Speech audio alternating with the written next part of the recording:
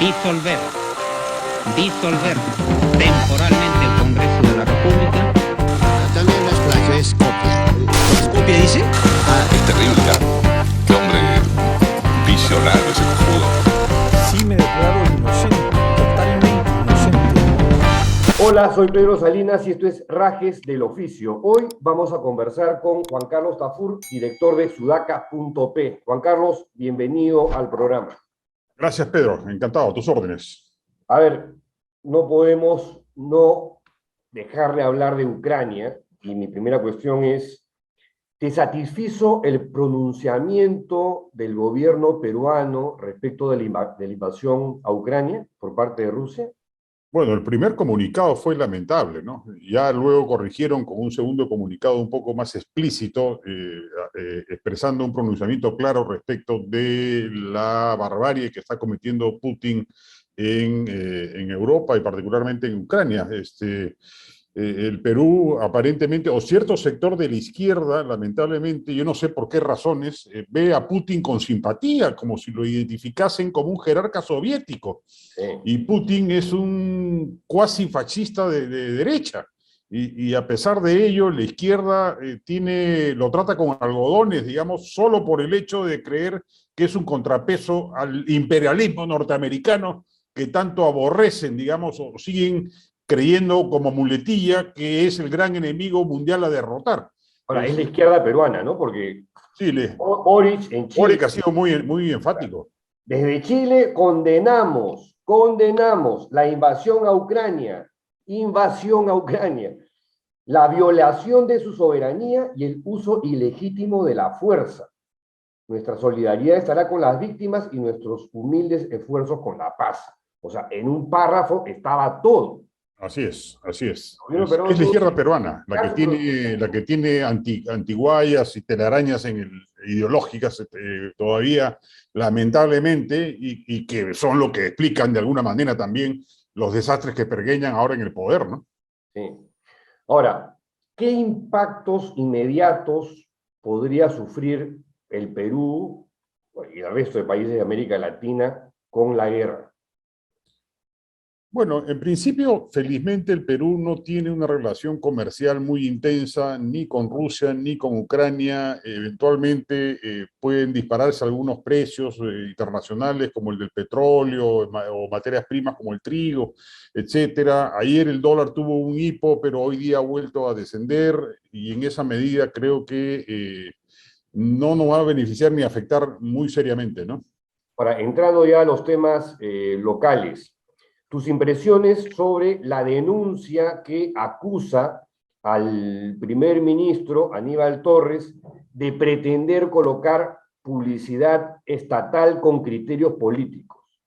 Bueno, sin duda, yo creo que la denuncia es seria porque revela lo que en general, hay que decirlo también con claridad, hace y han hecho anteriores gobiernos con la publicidad estatal, colocándola en algunos casos a discreción política más que técnicamente. En el Perú yo soy una persona que permanentemente denuncia que el manejo de la publicidad estatal se hace hasta las patas, o sea, debería haber un organismo técnico independiente, dada la cantidad enorme de dinero que se maneja, que coloque la publicidad con criterios técnicos de medición de lectoría, sintonía y audiencia.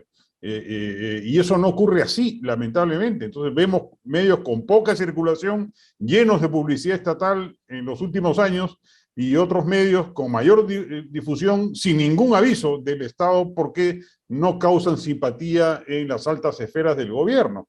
Y este problema se agrava aún más con el tema de las provincias. O sea, en ese sentido, claro, Castillo lo está haciendo mercantilistamente para captar adeptos en los medios de comunicación provincianos, pero es verdad, y es una cosa que hay que denunciar, que los medios provincianos, que en su zona de origen tienen mayor lectoría, mayor sintonía y mayor audiencia que los medios nacionales, no reciben un mango de publicidad estatal cuando debieran recibirla en mucha mayor proporción. Entonces yo creo que ahí en general sí hay un problema, más allá de la mañosería del premier Aníbal Torres, que es claramente deleznable. En general, creo que la sociedad civil y la clase política deberían revisar este asunto con mayor profesionalismo para evitar que se pueda producir un manejo distorsionado y corrupto de los dineros que se destinan a la publicidad pública, ¿no?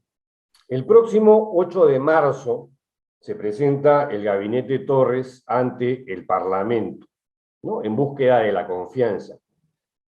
¿Qué esperas tú del Congreso en esta oportunidad? En el sentido de anhelo, Sí. yo creo que el Congreso debería negarle la confianza al gabinete Torres. Yo creo que es tan o más paupérrimo que el gabinete Bellido, y espero que el Congreso se dé cuenta del gravísimo error que cometió dándole la confianza a un gabinete como el de Bellido. Y en este caso, el gobierno no tiene ningún propósito de enmienda de retirar a los ministros cuestionados, muchos de ellos severamente cuestionados, como el de Salud, que es el más significativo de todos ellos, y no ha hecho caso omiso de las solicitudes de muchas bancadas en el Congreso, en el sentido de que cambie de los ministros cuestionados para que le puedan otorgar la confianza. Entonces, dada esa tosudez del gobierno, yo creo que el Congreso debería gastar la bala de plata y forzar una situación que ojalá lleve al gobierno y al presidente a enmendar rumbos y a corregir la destrucción tecnocrática del Estado, que está perpetrando con nombramientos cuestionables, con gente sin capacidad ejecutiva o gerencial o experiencia en la administración pública. Ya el equilibrio de poderes ha logrado refrenar los ímpetus radicales con los cuales llegó Castillo al poder. Ojalá ahora una segunda instancia democrática permita que corrija el otro gran desastre que es el que está cometiendo Castillo, que es destruyendo la eficiencia burocrática del Estado peruano, poniendo en riesgo la posibilidad de que el Estado peruano colapse. Y ya lo vemos en una cantidad enorme de oficinas públicas. No hay pasaportes, no hay DNI, no hay brevetes porque se olvidaron de firmar, porque el funcionario no sabe qué hacer. Y en salud, ojalá no haya una cuarta ola grave, porque con el ministro que tenemos puede pasar cualquier cosa. En general, yo creo que la democracia está bajo fuego cruzado y tiene que demostrar que puede ser un mecanismo efectivo de control del gobierno. Y el Congreso debería abocarse a ello con mayor celeridad. No es posible que ya luego de 6 meses de gobierno solo hayan censurado un ministro de la cantidad inmensa de impresentables que ha habido. Ha podido más la presión de los medios, por ejemplo, para tumbarse al gabinete Valer, que la labor fiscalizadora del Congreso, que se demoran las 1.500 para procesar pedidos de interpelación o pedidos de censura. Ahora, ese es tu anhelo, ¿no? Que le denieguen la confianza al gabinete. Sí. ¿Qué crees tú que va a pasar en los hechos? Yo creo, lamentablemente, que le van a terminar dando la confianza. Creo que el popurrí que ha armado Castillo, el sancochado político que ha armado Castillo, comprometiendo a diversas bancadas, Somos Perú, la facción provinciana de Acción Popular, Perú Democrático, Juntos por el Perú y Perú Libre, le van a permitir sortear el paso legislativo que va a dar en la fecha indicada. Y lo cual sería una pésima noticia, porque si el gabinete Torres recibe la confianza del Congreso, Castillo va a saber o va a sentir que puede hacer lo que le venga en gana sin tener ningún contrapeso efectivo o un freno efectivo a las barbaries que está cometiendo, ¿no? Ahora, con este desmadre de gobierno que tenemos, ¿por qué crees tú que la calle no se manifiesta todavía? Yo no lo entiendo, honestamente. Yo me lo he preguntado en una columna reciente y por menores... Ahora, el Perú es una sociedad poco dada a las movilizaciones, eso es verdad. No somos Argentina, no somos España, donde la gente sale masivamente a protestar y hay un activismo muy presente en la sociedad civil. En el Perú, los colectivos están adormilados y el activismo callejero, por ser un país básicamente informal, está adormecido. Pero en general, yo creo que, espero que la izquierda decepcionada del régimen, que ella sí tiene alguna capacidad de movilización callejera, empiece a activar sus colectivos y sus activistas para producir una agitación en las calles mucho más intensa. Si se produce la presión de la ciudadanía y se produce la presión de la clase política, yo creo que cabe la posibilidad de pensar que el gobierno, a la fuerza, no por voluntad propia, pero igual enmiende rumbos y genere un estado de gobierno mediocrón siempre, porque Castillo no tiene más techo que el que actualmente muestra, pero que por lo menos sea llevadero, bajo los términos más o menos normales de un mal gobierno, digamos. La democracia también está diana a soportar malos gobiernos. Bueno, soportémoslo, pero no un gobierno nefasto como el que tenemos ahora. Pero para eso se necesita el compromiso de la clase política de oposición en el Congreso y el compromiso de los colectivos y ciudadanos en las calles que expresen su desconformidad y hagan sentir su voz. Hace unos días escribías en tu columna de sudaca.p: salvo un milagro político, tendremos que resignarnos a soportar a Castillo y al Congreso actual por 5 años completos, ¿no? Yo leí esto y 5 años, créeme, Juan Carlos, se siente como si una eternidad, es demasiado tiempo. Ahora, mi pregunta es, sin una reforma política profunda, radical, ¿qué viene o qué vendría después de Castillo y qué tipo de parlamentarios vamos a tener? Porque con la mano en el pecho, si no hay una reforma política, ¿qué cosa va a cambiar? No, de hecho, si la democracia peruana está bajo fuego cruzado, cada vez surgen más movimientos radicales de izquierda y de derecha que muestran un desdén gigantesco por las fórmulas democráticas y proponen mano dura, autoritarismo y actuaciones al filo del reglamento, y vienen creciendo tanto en ambos lados del espectro ideológico. Y el desprestigio de la democracia al no incorporar en su seno reformas político-electoral, que quedó trunca, y que sería bueno que si el Ejecutivo no lo hace, el Congreso la retome, formando una comisión que haga las reformas que le den representatividad a la democracia peruana. Un país con 80% de informales es casi irrepresentable. Tenemos un vicio, una falla estructural, una falla geológica en la democracia peruana, y en esa medida es urgente que se produzca una reforma política electoral. 2, una reforma del proceso de descentralización, que es la malla de poderes políticos que se distribuye en todo el territorio nacional y que ha demostrado ser un desastre. Gran parte de la insatisfacción ciudadana fuera de Lima y el odio al centralismo limeño surge por la nefasta descentralización iniciada en el gobierno de Alejandro Toledo y que no ha merecido corrección. El Congreso, si es que el Ejecutivo no lo hace, haría bien también en meterse ahí y nombrar una comisión ad hoc que proponga reformas serias al proceso de descentralización. ¿Tú dirías que la regionalización fue un fracaso?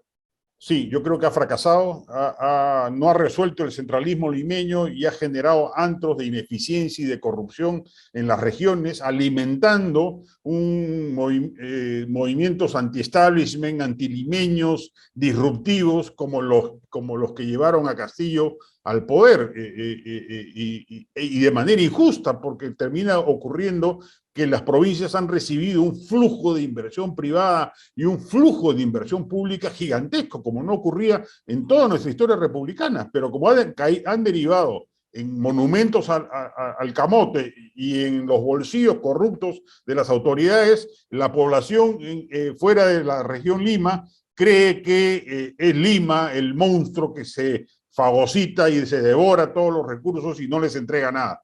Si no se hace esa reforma, junto con la reforma político-electoral, yo me temo que el 2026, o antes si se produce el recorte del mandato de Castillo, no está asegurado el triunfo de una opción de derecha liberal, democrática, como algunos amigos creen ingenuamente y quieren precipitar la caída de Castillo porque creen que es la oportunidad dorada para que la derecha tome el poder. No necesariamente va a ser así. O sea, el desprestigio de la clase política es global y en esa medida podría aparecer nuevamente un disruptivo que ya no tenga pues minoría en el Congreso, sino mayoría. Y ahí sí nos veríamos en serios aprietos institucionales y democráticos. O sea, yo por eso era enemigo de la vacancia express. A Castillo eventualmente se le puede vacar cuando haya razones para hacerlo. Y eso pasa cuando hay indicios serios de corrupción que lo toquen. Antes de eso sería victimizarlo, sería salvarle la cara a la izquierda que se ha chicharrado y se ha desprestigiado en el gobierno, y le permitiría la posibilidad a un nuevo disruptivo de izquierda, Bellido, Bermejo, en un par de años más Antauro, que coseche del desprestigio de la clase política.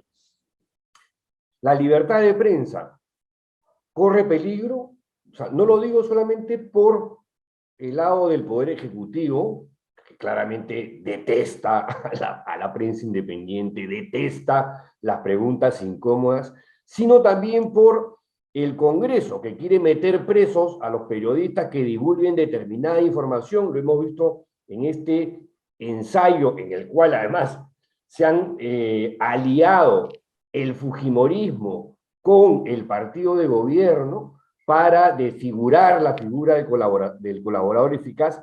Y también lo digo por el Poder Judicial, que se presta al juego de los poderosos para hostigar y arrinconar a los periodistas. Sí, bueno, de hecho, el Poder Judicial, en primera instancia, yo siempre lo he dicho, odian a la prensa libre. Mira, yo he tenido cerca de 20 juicios. Claro. Todos los he perdido en primera instancia, todos. Y luego en segunda instancia los he ganado, salvo uno que está hoy en la Comisión Interamericana de Derechos Humanos por haber sido un abuso judicial. Pero en general los jueces en primera instancia fallan siempre en contra de los periodistas. Hay un odio estructural a la libertad de prensa. A ello se suma ahora la reticencia que la clase política en el Congreso y el propio Ejecutivo le vienen mostrando también. Yo no creo que haya posibilidad de cierres de medios de comunicación o de confiscaciones de imprentas o cosas o de retiro de licencias a radios y canales de televisión, o sea, una azonada institucional contra la libertad de prensa, pero sí creo que es penoso que se vea de parte de ambos poderes del Estado una animadversión tonta, irracional, que desconoce sobre todo la esencia del quehacer periodístico independiente, que tiene como misión esencial fiscalizar al poder, sea cual sea poder local, poder regional, poder congresal, poder presidencial. Tú, en el artículo ese que comentaba hace un rato, abrías el escenario o la posibilidad de que Castillo pudiese llegar al término de su gobierno, que cumpla los 5 años, que como te digo, para mí eso es una cosa. Pesadilla. Sí. O sea, Freddy Krueger creo que lo haría mejor. Pero imaginemos que en algún momento vamos a llegar a un escenario pico, ¿no es cierto?, límite, como suele ocurrir en el Perú. No sabemos en qué momento ni de qué manera, pero probablemente ocurra. Y Castillo o renuncia o lo vacan o algo, la calle salen, ¿no?, pidiendo su salida. Y vamos a una transición. En transiciones anteriores hemos tenido, por suerte, bisagras que han gestionado la crisis política, como Valentín Paniagua, después de la caída de Fujimori, y Francisco Sagasti, ¿no?, que mal que bien, digamos, cumplieron a cabalidad lo que tenían que hacer. Si algo así ocurriera pronto, ¿ves a alguien así de ese perfil en el actual Congreso? Bueno, hay algunos, se me ocurre ahorita, se me viene a la cabeza Carlos Anderson, que me parece un parlamentario solvente, serio, capaz, etcétera, que tiene prospectiva presidencial, inclusive, creo yo, me parece que podría ser un buen candidato el 2026, que podría tomar las riendas de un periodo de transición corto, ¿no? Felizmente corto, o sea, de hecho, quien asuma, si es el presidente del Congreso, va a tener que convocar elecciones generales, tanto presidenciales como parlamentarias inmediatas, y espero que si eso ocurre, no sea Mari Carmen Alba la que tome pues la batuta, ¿no? Porque sería un Merino más. O sea, yo creo que ahí sí las calles saldrían inmediatamente a protestar y se generaría una crisis política mayor. ¿Has leído tú la entrevista que dio Avelino Guillén ayer en El País? No. He visto las noticias que rebotan sus declaraciones y quiero aprovechar de denunciar la actitud de esta izquierda moderada que se subió al coche del poder cuando había en el poder los mismos problemas y los mismos estropicios que hoy día denuncian. O sea, lo que Avelino Guillén critica ya existía cuando él fue ministro. Y es más, él fue partícipe de varios estropicios, entre ellos el nombramiento de prefectos vinculados al Movadef y la fallida deportación de venezolanos. Ahí sí se quedó, se prestó solícito a los desmanes del gobierno. Entonces sale del poder, inmediatamente se convierte en vigilante de las estructuras del poder. O sea, la izquierda que anunció un voto vigilante del gobierno de Castillo, lo olvidó cuando estuvo en el poder y cuando fue echada a patadas de las esferas de Palacio, recién recupera esa mirada crítica que nunca debió perder. O sea, eso sí me parece denunciable en la actitud de gente como Guillén, como Anaí Durán, como Pedro Frank, etcétera, que se tragaron 80 sapos y a la primera ranita que aparece al frente saltan desaforados criticando al gobierno, ¿no? O sea, la izquierda de Verónica Mendoza, y ella incluida, es cómplice y copartícipe del desastre de gobierno que estamos teniendo. Ya, es verdad todo lo que dices de Guillén. Yo te sugiero que la leas porque en tu calidad, en tu condición de psicólogo, yo creo que la vas a disfrutar mucho porque el perfil que hace sobre el presidente Castillo es muy delicioso. Para esto lo describe pues, lo chicha, lo improvisado que es, y tiene partes pues, donde dice el presidente Castillo es un enigma, es un misterio, es muy difícil conocer cuál es la línea de pensamiento del presidente Castillo. Ninguna persona está en capacidad para explicar cómo piensa. Esto para que te lo diga un ministro, o sea, de esta cosa impermeable que debe haber en el cerebro de Castillo, que lo hace un personaje indescifrable, ¿no? Sí, yo creo que es la impermeabilidad defensiva de quien está en un cargo que lo sobrepasa, ¿no? O sea, si a mí mañana me nombran CEO de una empresa minera, lo más probable es que actúe en el directorio de esa empresa minera igual que Castillo en las sesiones del Consejo de Ministros, o sea, no hablaría nada. O sea, dejaría que otros hablen y yo simplemente me retiraría apenas pueda, que es, entiendo lo que hace Castillo. O sea, claramente no tiene la menor idea de cómo funciona el Estado peruano. No, ninguna. No sabe lo que es el Ministerio Público, no sabe lo que es el Poder Judicial o el Ministerio de Justicia, no sabe lo que son los organismos autónomos, los organismos reguladores, no tiene la menor idea. Y el problema es que su velocidad de aprendizaje pues, es extraordinariamente lenta, o sea, no tiene, ya 6 meses debería haber aprendido, haber tenido un upgrade personal que le permita entender por lo menos cómo funciona el organigrama público. En respuesta a esa ignorancia y esa necedad para aprenderlo, creo yo que vemos a este Castillo dubitativo, que no toma decisiones, que no escucha a nadie, que se encierra en su círculo chotano, etcétera, etcétera, ¿no? Sí, una última cuestión sobre la entrevista de Guillén. También deja claro en esta entrevista con El País que Castillo está, dice literalmente, como desconectado de la realidad, que no se informa. Y textualmente señala: el presidente dependía única y exclusivamente de la información que proporcionaban los asesores. Y eso es bien delicado porque los asesores le podían brindar una información sesgada o limitada. En los ambientes de Palacio, y esto es lo que me interesaba subrayar, que ocupaba el señor presidente, enfatiza Guillén, nunca he visto medios, ni periódicos o televisión encendida con algún informativo. Sí, yo creo que en general no solo es revelador del solipsismo y sus desventuras por parte del gobierno, el poder en general, aísla, ¿no? A ver, vamos al diccionario. Tú siempre me propones una palabra nueva. Del narcisismo, para decirlo más, el encierro en sí mismo. Claro. El poder suele generar eso, ¿ah? Aísla del entorno porque los oropeles del poder, la circulina, genera una situación particular, una burbuja en la cual los gobernantes pierden cable a tierra, digamos, ¿no? Por eso un buen gobernante tiene que tener asesores o gente que lo haga pisar tierra y que le diga que está desnudo, y que le muestre sus carencias. Eso no lo acepta un presidente mediocre como Castillo, se rodea de gente a la cual él mandonea a su gusto y no tiene un comando político que le permita aterrizar y mirar la realidad tal cual está.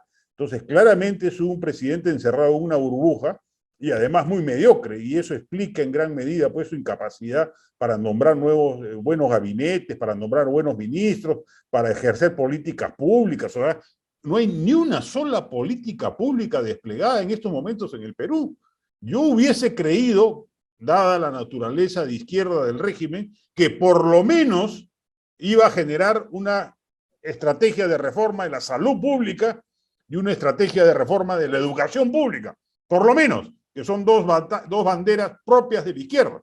Dejemos la seguridad para la derecha, que es el caballito de batalla de la derecha, y dejemos las reformas económicas de segunda generación también para la derecha. No le pidamos eso a Castillo porque ya sería pedirle demasiado. Pero por lo menos aquello que es muy caro a su identidad de izquierda, como es una reforma educativa, más aún siendo maestro, y una reforma en la salud pública, que es una bandera de izquierda, por lo menos eso yo esperaba que hiciese.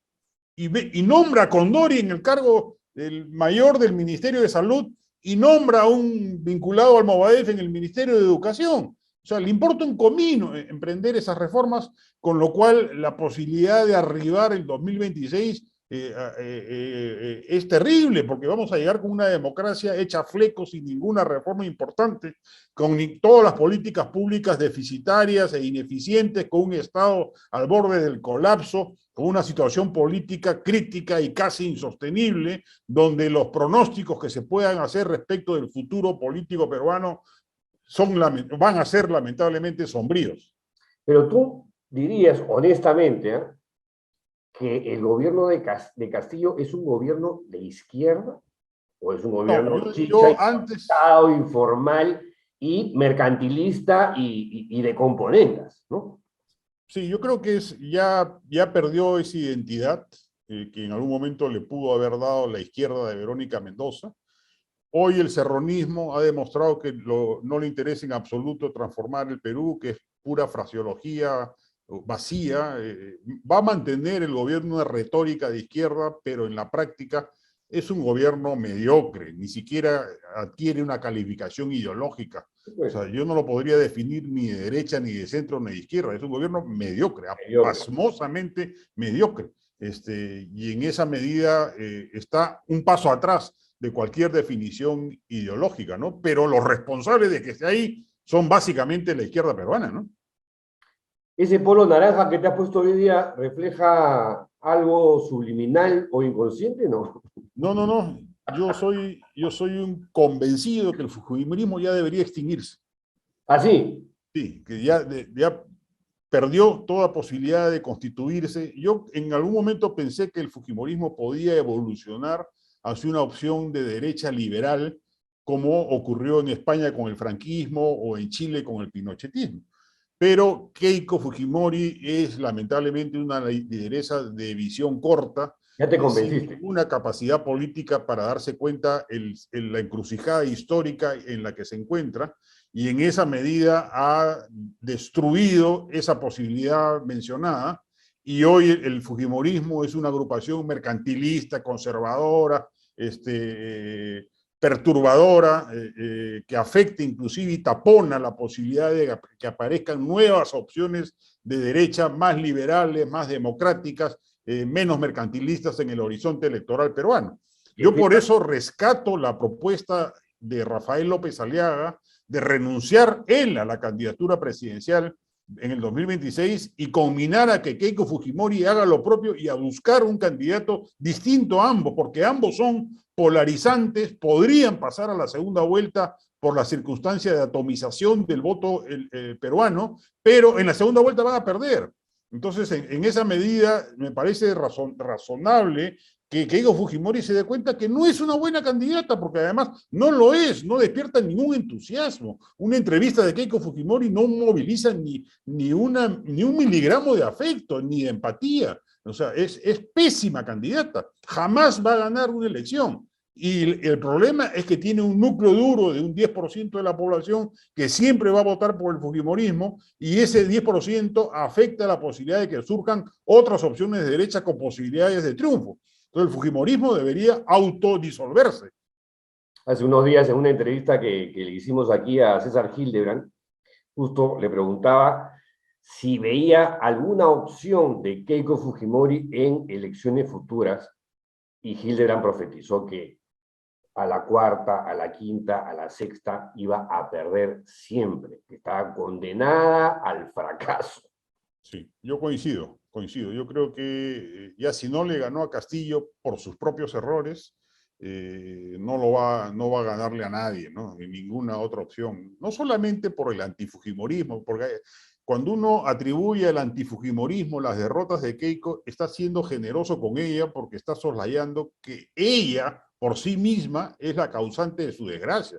Porque, repito, es mala candidata, es pésima candidata, no tiene formación ideológica, no tiene capacidad política, no tiene empatía ciudadana. O sea, es un hielo congelado que postula, empujada por la pátina histórica del fujimorismo, pero más allá de eso no va a prosperar. Y yo creo que la derecha está en la obligación de formar una propuesta interesante que permita recoger al país de los escombros en los cuales lo va a dejar Castillo, ¿no? Podríamos titular entonces: Juan Carlos Tafur sostiene que Keiko jamás ganará. Sí, yo creo que sí. Ya, Antonio aprueba. Oye, Juan Carlos, te agradezco muchísimo por tu participación del cierre de semana. Y nada, espero conversar contigo más adelante. Perfecto, Pedro. Antonio te quiere preguntar algo. A ver. La derecha liberal, ¿de dónde la ves naciendo, estructurándose? Pucha, que esa es una de las mayores desgracias del Perú, es la ausencia de una derecha liberal en el Perú. La derecha lamentablemente se ha conservadurizado cada vez más, se ha radicalizado hacia elementos mercantilistas, autoritarios y conservadores, y se reducen enormemente las posibilidades de que surja una derecha liberal que emprenda un fortalecimiento de la democracia, una construcción de un capitalismo competitivo y no mercantilista como el que hemos tenido en los últimos 30 años, y que además sea liberal en términos políticos. Yo me temo que esa opción no va a aparecer tan pronto, que va a demorar en cuajar, pero por lo menos que surja una derecha relativamente democrática y comprometida con la creación o generación de una política pro mercado. Ya con eso yo me doy por bien servido, ya sería bastante pedir en un país como el Perú. Ya crear una derecha liberal es un sueño, una utopía, más que una realidad tangible a corto plazo, ¿no? Fue Juan Carlos Tafur, director de sudaca.p. Gracias. Carlos, y con ustedes, que tengan un lindo fin de semana y regresamos el día lunes. Chao.